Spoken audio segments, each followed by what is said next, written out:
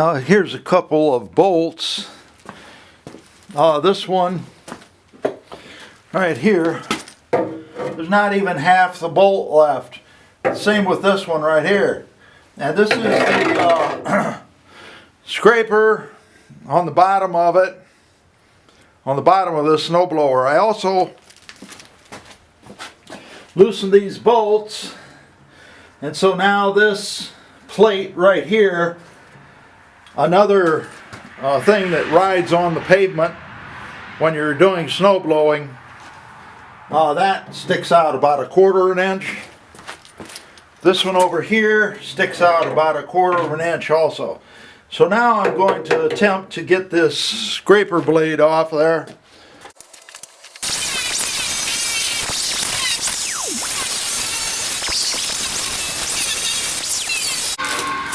Well, here's this shaver that I took off of here. Now there's several different approaches I can use to solve this problem. Here are the studs, 4 of them,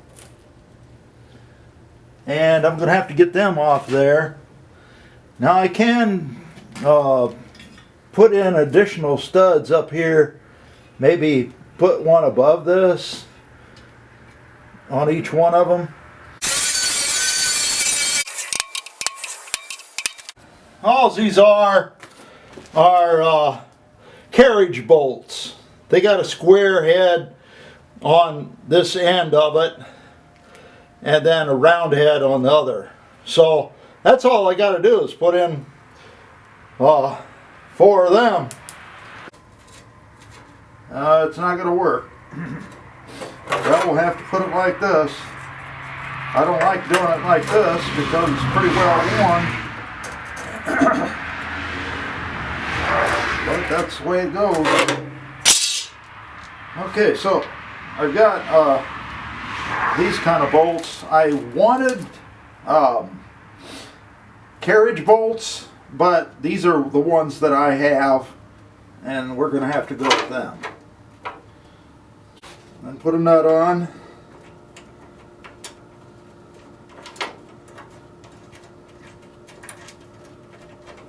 Okay, got it started.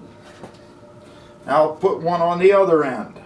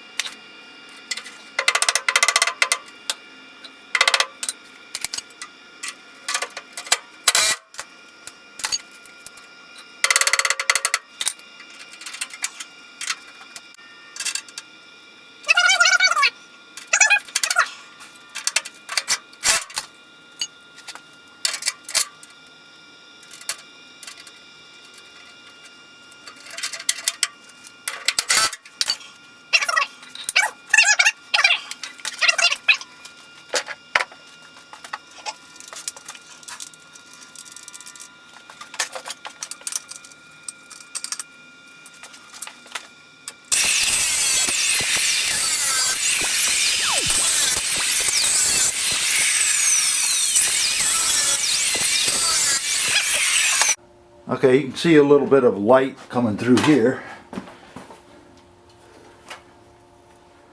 Doesn't look like it's resting on anything. Well, that's good enough. One thing I wanted to make sure of, that it wasn't, that those bolts were not scraping on the ground, and I don't believe they are. This cover over the chute adjustment. Take this nut that came with it. I put a little bit of oil on it. Take your 1/2-inch wrench. Make sure it's started correctly. Put her down. Okay, now we're going to put this cover back on. This is the belt cover. Gonna have a small little screw to put in there. And this is the one that is 3/8.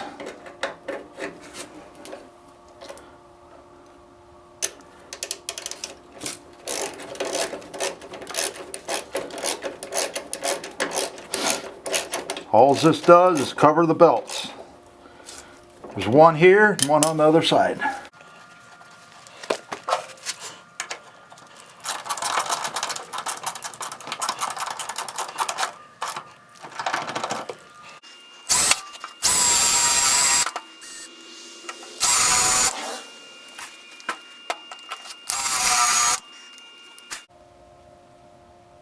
Now there's just enough room to put this small little bolt in. That's what I'm going to do. Not sure if I can find it. I'll do my best. There we go. Make sure you have some sort of a locking washer. I've got this. This is called a flange bolt, and this one happens to be 8mm on the inside and 10mm on the outside.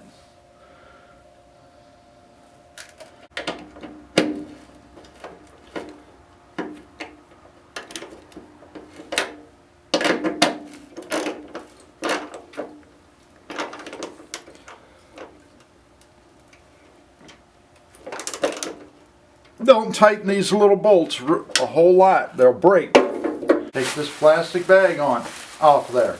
This plastic bag keeps the gas from flowing out because it just forms a little bit of a better seal than this gas cap.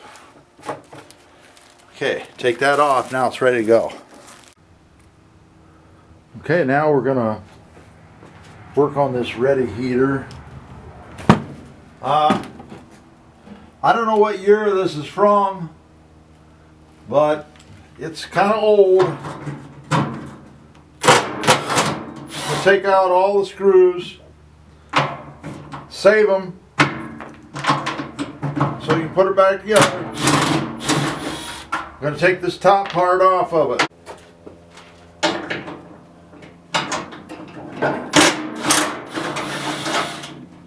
Now the reason why I'm taking it apart mainly is possibly to replace the motor. Okay, here's this little motor. Very small. Now the way I do it is I keep everything in order as it comes off. Right, here's part of it.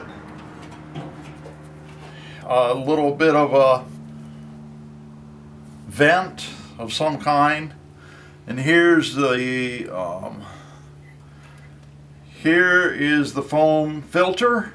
And it is falling apart. That's going to go in the trash. Turning to dust. And possibly some of it got into the motor.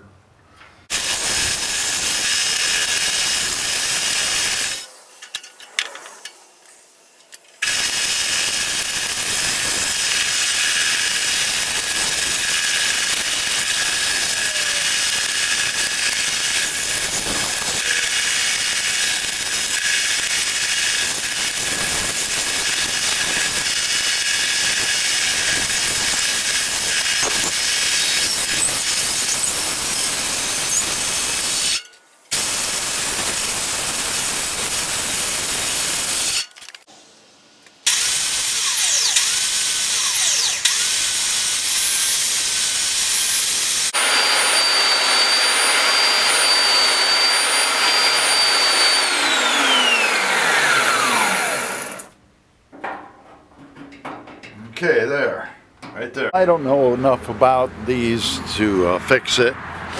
It's got a bunch of electronics and After I put that switch on, now it doesn't work at all. So I'm going to take the switch off, and I bought another one already. Okay, I got tired of dealing with that kerosene heater, and so I decided to go with propane. So we're going to open this up. This takes a small cylinder of propane.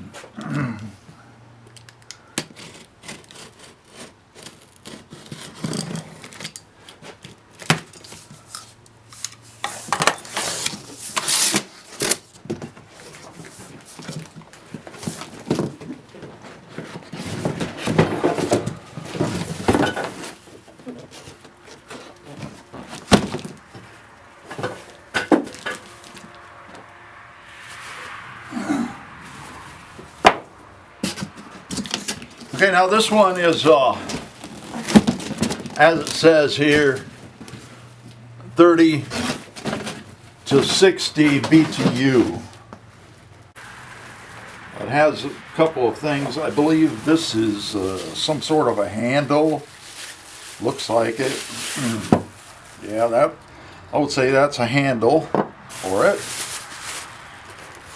This looks like the hose that I'm going to need to hook the propane tank up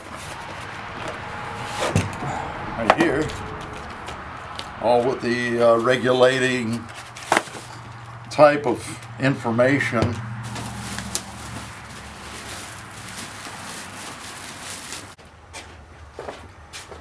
First thing we're going to do is take off these screws right here.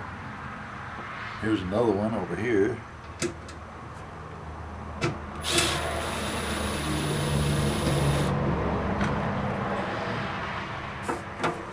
On. Make sure the holes line up. I think I'll get a screwdriver for that.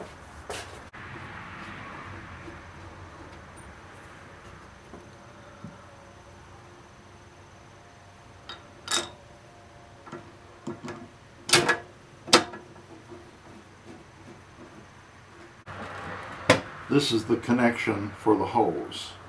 All I did was tighten it with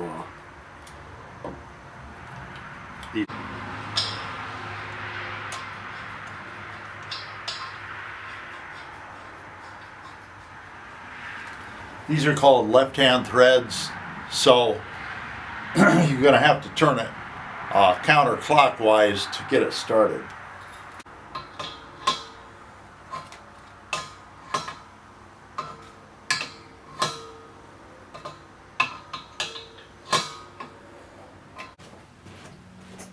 Okay, after you get the hose all hooked up, the connections are tight, then open the valve on your cylinder. Knob right here, counterclockwise. After you get that, then make sure that the cord is plugged in.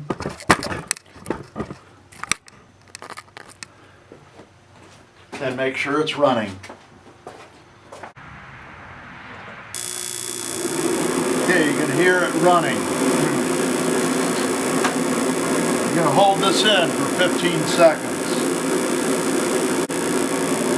Well, I don't see anything happening.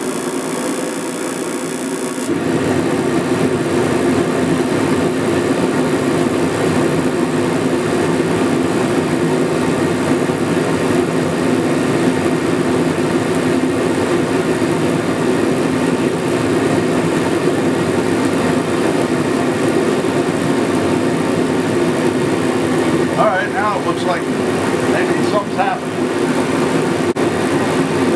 I turned this knob a little bit so that it's at this position right here. It's sort of at this sort of an angle, and then it lit. So maybe that's what happened. So now it's getting hot.